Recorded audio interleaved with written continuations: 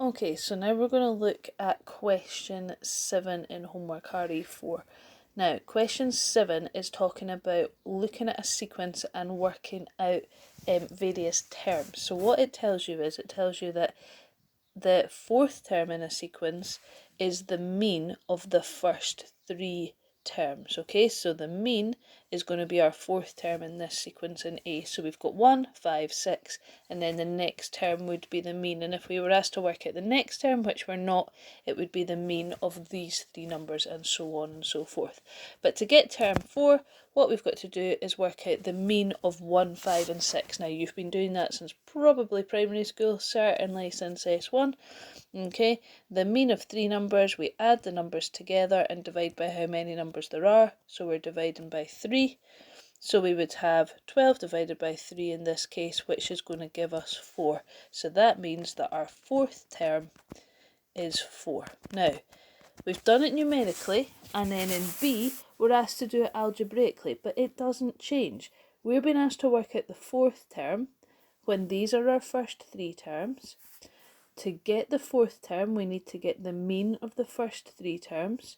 So the mean of the first three terms is going to be when we add the three terms together and divide by 3. Okay, so we're going to add these three together and divide by 3. So what does that mean? Well, that means we're going to have x plus 2 plus x plus 5 plus x plus 8 all divided by 3. Okay, now tidy up your numerator. At the moment that's quite messy. We can simplify it. We've got 3 x's there, and we've got 2 add 5 add 8, so 2 add 5 add 8 is 15, and that all needs to be divided by 3. Okay, now we can take out a common factor of 3 on the top line to give me 3 times x plus 5. Dividing that by 3 is going to give us an answer of just x plus 5. So our fourth term in B would be x plus 5. Okay, and then a little bit of help with C, but you're following along the same lines. In C, you've been given, and this is the actual question here, you've been given the sequence, and you've been given the first term, the second term. You don't know what the third term is, but you know what the fourth term, the mean of these three terms, is. Okay, so this is the situation that we're in.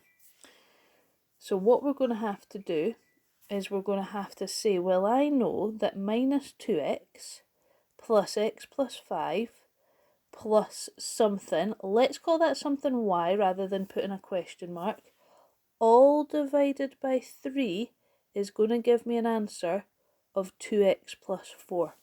And what you're going to have to try and do here is solve this for y. So I'll give you the first step just to help. I would be suggesting that you multiply both sides of this equation by 3, okay? And then from there you're going to have to solve it, and you should end up with an answer y equals, and it'll be something like 2x plus 1 or something like that. It's going to have an x in it, okay? So don't panic. You're not going to get a number. You're going to get an expression. It might be 5x plus 12. It might be 7x minus 3, okay?